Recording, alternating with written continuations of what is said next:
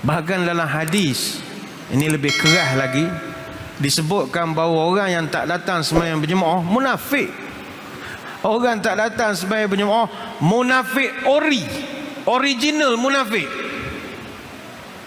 Ada satu hadis panjang daripada Abdullah bin Mas'ud, man sarrahu an yalqallah ghadal muslima falyuhafiz ala haula'is salawati haitsu yunadi bihinna.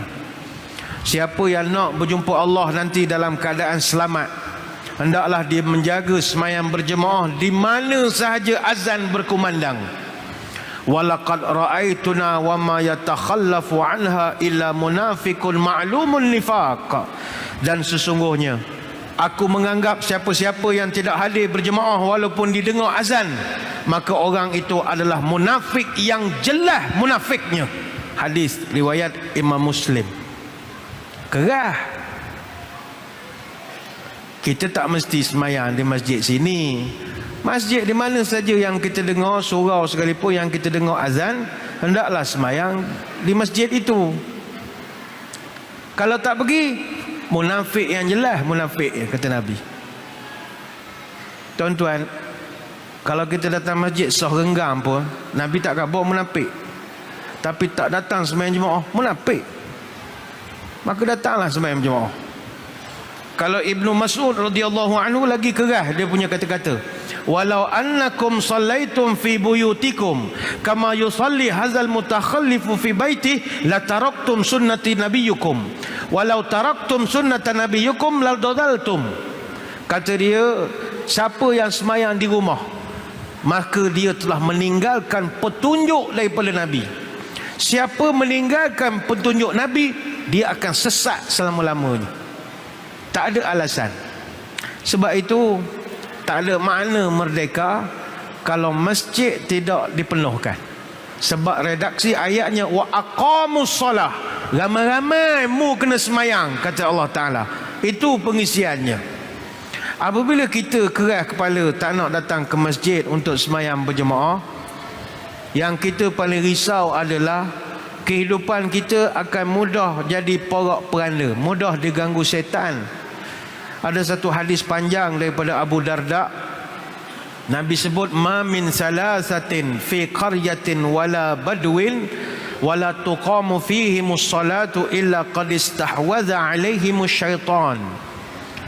Mana-mana kumpulan jumlahnya 3 orang, sama ada duduk di kampung atau duduk di pedalaman, mereka semayang buat hal masing-masing, tidak berjemaah, nescaya hidup mereka akan dikuasai syaitan. Illa qad istahwaza alaihim syaitan fa alaikum bil jamaah fa innama ya'kulu dhi'bul qasiyah. Maka hendaklah kamu berjemaah, kerana serigala itu hanya makan kambing yang terpencil daripada kumpulannya. Hadis riwayat Abu Daud. Jadi datanglah berjemaah. Termasuklah ibu-ibu di belakang, datanglah ke masjid.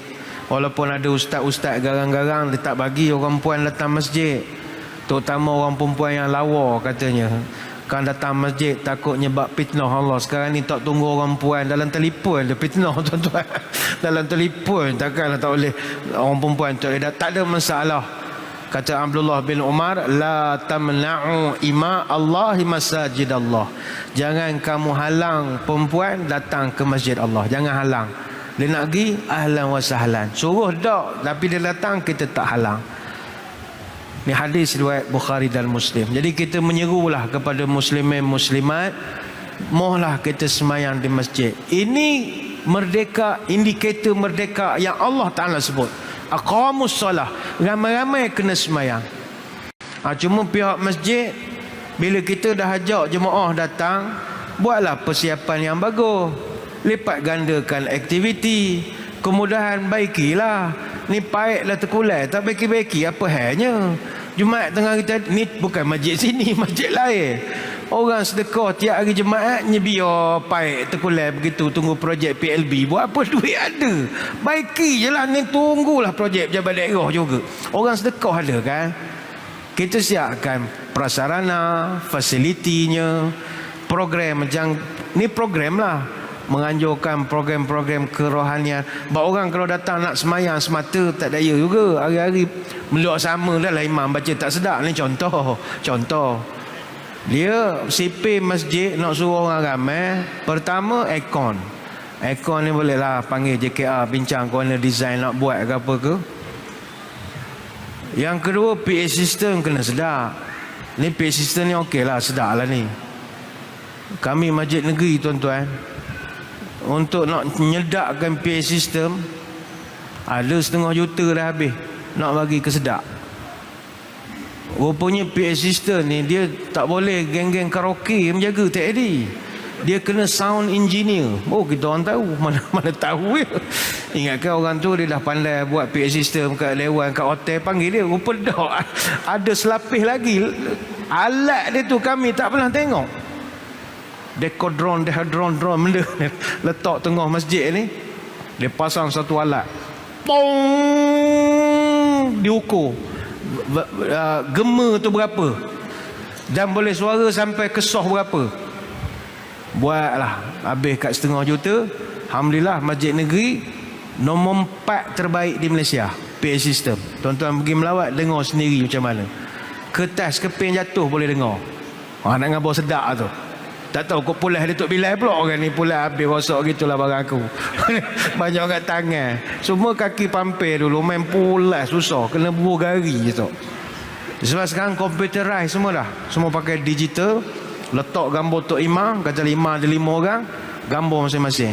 Dia nak bertugas dia tekan. Tu dia auto tune. Suara tu sedap. Masjid kita orang bukanlah nyombong nak bagi semangat. Kalau imam tugas belum baca baru batuk sedap dah bunyi. Soft. Batuk tu sedap dah. Jadi makmum pun sedap dengar tu sedap. Batuk tu sedap dah. Dia auto tune. Memang sedap. Memang berjuta-juta. 1.2 juta kalau yang complete set.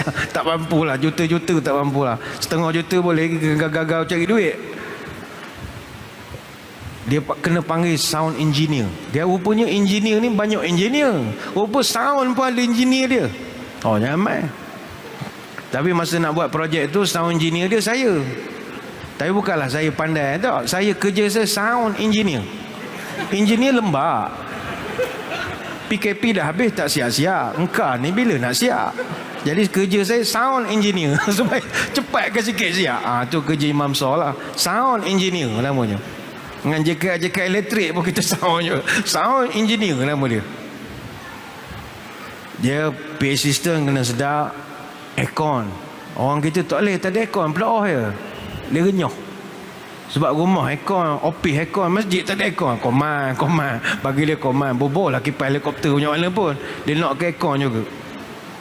Yang ketiga, imam sedap.